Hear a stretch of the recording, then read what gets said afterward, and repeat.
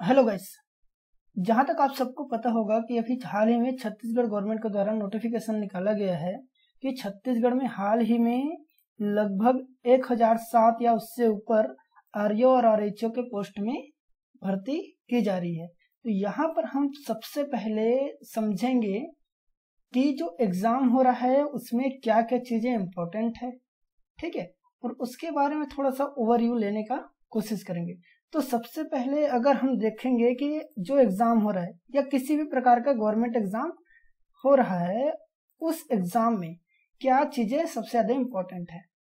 तो सबसे पहले हम क्या जरूरी है, अगर हम देखेंगे तो किसी भी एग्जाम के लिए सबसे इम्पोर्टेंट चीज है तो उस एग्जाम का सिलेबस।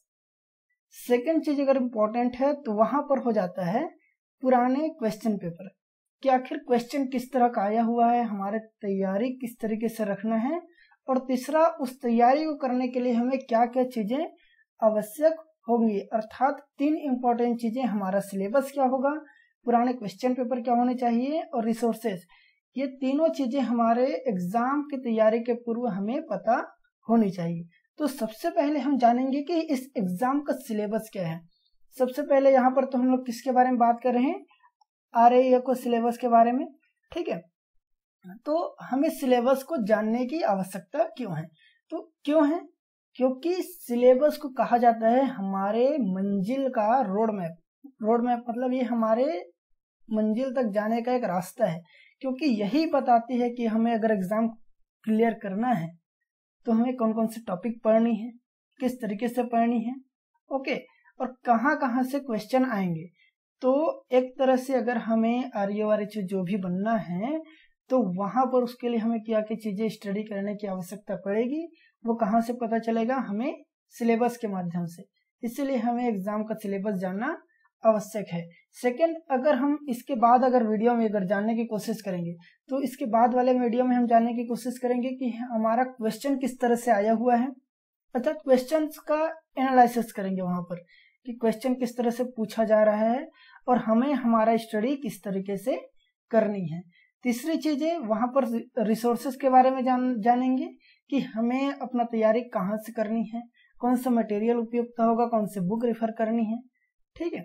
तो इस तरह से हम हमारा तैयारी के 3 पहले चरणों को हम लोग पहले देखेंगे, उसके बाद आगे की फर्दर स्टडी हम लोग शुरू करेंगे। तो सबसे पहले अगर हम सिलेबस को अगर देखें तो यहाँ पर जनरल एग्रीकल्चर है, तो जो सब्जेक्ट है उस सब्जेक्ट को मैंने यहाँ पर ब्रेक कर दिया है, जो जो छोटे छोटे टॉपिक में इसी एक एक टॉपिक को उठा करके हम लोग आगे स्टडी करेंगे। तो जितना भी सब्जेक्ट है उन सब्जेक्ट के अंदर कौन कौन सा टॉपिक है, उन सारे टॉपिक को हम लोग यहाँ पर अलग अलग कर दिए हैं। इससे क्या होगा कि हमें पर्टिकुलर सब्जेक्ट के अंदर कौन से टॉपिक पढ़ना है वो चीज हमारा क्लियर होगा, ठीक है। तो आगे देखो, इसी तरह से एग्रोनॉमी है, ठीक है, और जो भी सब्जेक्ट है उस सब का सिलेबस हम लोग यहाँ पर बना दिए हैं। अगर ये सिलेबस चाहिए तो आपको ये टेलीग्राम ग्रुप में मिल जाएगा, या तो फिर इसको आप लोग डायरेक्टली स्क्रीनशॉट भी ले सकते हो, ओके।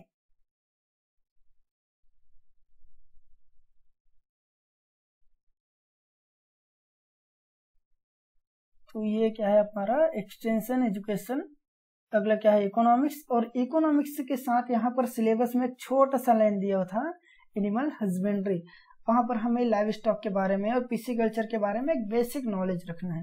अगला है हॉर्टिकल्चर है, बायोटेक्नोलॉजी है, बायोकेमिस्ट्री, एग्रीकल्चर इंजीनियरिंग, और ये लास्ट मेरे बारे में कि मैं कौन हूँ। तो फिलहाल मैं वर्क कर रहा हूँ एग्रीकल्चर टीचर के रूप में। छत्तीसगढ़ गवर्नमेंट के डिपार्टमेंट ऑफ स्कूल एजुकेशन है, उसके अंदर मैं एग्रीकल्चर टीचर के रूप में काम कर रहा हूँ। साथ ही साथ मैंने IJKV रायपुर से बीएससी एग्रीकल्चर ग्रेजुएशन वहां से किया है। साथ ही साथ मैं IJKV CET में 4th रैंक लाया है। तो ये हुआ मेरे बारे में। मेरा नाम है जितेश्वर साहू। मिलते हैं नेक्स्ट वीडियो में, बाय बाय।